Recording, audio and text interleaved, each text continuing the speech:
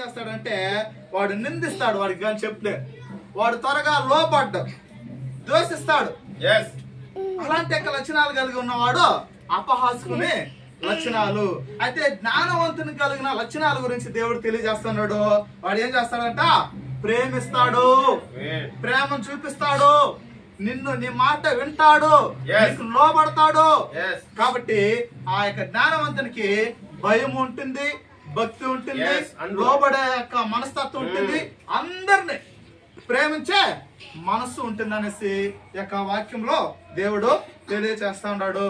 కాబట్టి మనం జ్ఞానవంతులుగా ఉండాలంటే దేవుని యొక్క సన్నిధిలో మనం బాగుగా దేవుని యొక్క పరిశుద్ధ గ్రంథాన్ని మనం రోజు ఏం చేయాలా? దాన్ని ధ్యానించాలి. కీర్తన రాసిన గ్రంథంలో మొదటి వాక్యంలో ఏముంది? దుష్టుల ఆలోచన చెప్పున నడవక, పాపుల మార్గంలో నిలవక, అపహాసులు కూర్చున్న చోట కూర్చుండక, యెహోవా యందు భయభక్తులు కలిగి దీవారాత్రుల్లో ధ్యానించువాడు ధన్యుడు. కాబట్టి మనకే ఫలాలు దేవుడు చేస్తున్నాడు.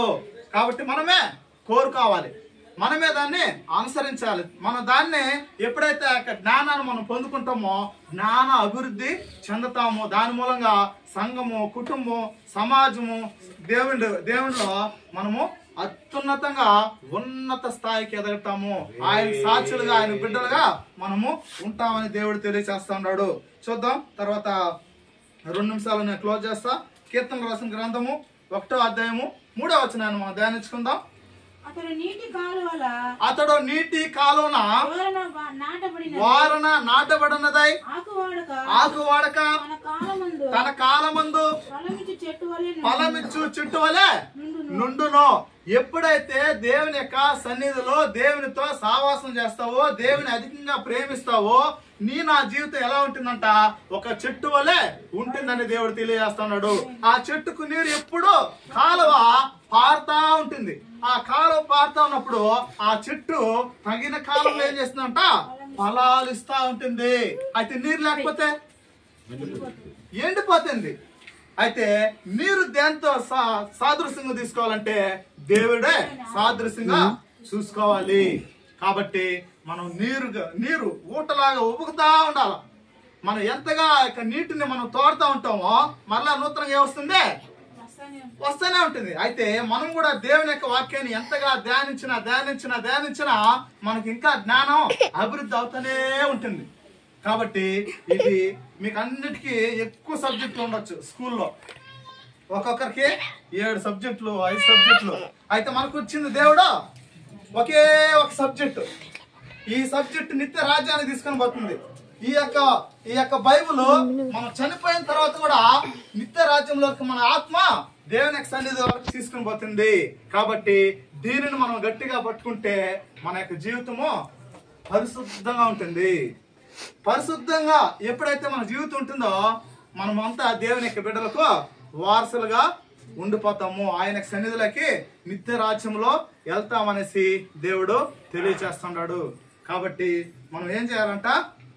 శ్రద్ధ కలిగి మనము బాగా చదవాలి. నీకు చదివే సమయంలో ఏం చేయాలా? చదవకుండా సీరియల్ చూసుకుంటా, సెల్లులు చూసుకుంటా, తల్లిదండ్రులు చెప్పిన మాట వినకుండా ఇంకా ఏం చేస్తామో మన అల్లరి పాటలతో పిల్లలతో మన జత కలిగి మనము దూరంగా ఉన్నామంటే ఆ యొక్క సమయము, ఆ రోజు మరలా మనకు రాదు. కాబట్టి మనము శ్రద్ధ కలిగి ఉన్న వాళ్ళు ఐశ్వర్యవంతులు అవుతారని దేవుడు తెలియచేస్తున్నాడు. కాబట్టి ఆది యందు దేవుడు సూర్యుడు, చంద్రుడు, ఆకాశము, భూమి, నక్షత్రాలు, ఇంకా యొక్క సృష్టి, జీవ జంతువులు అన్నిటినీ దేవుడు ఏం చేస్తున్నాడు? సృష్టించిన దేవుడు నిన్ను నన్ను ఆయన యొక్క స్వరూపంతో ఏం చేస్తున్నాడు? సృష్టించినాడు. అయితే మానవునికి దేవునికి మంచి సంబంధం ఉండాలి. ఎలాంటి సంబంధం? మంచి సంబంధం. అయితే ఆ సంబంధం ఏమైందంటే ఒకనొక రోజు మానవునికి దేవునికి అది విడిపోయింది, దూరం అయిపోయింది. ఎందువల్ల? ఆజ్ఞ అతిక్రమం.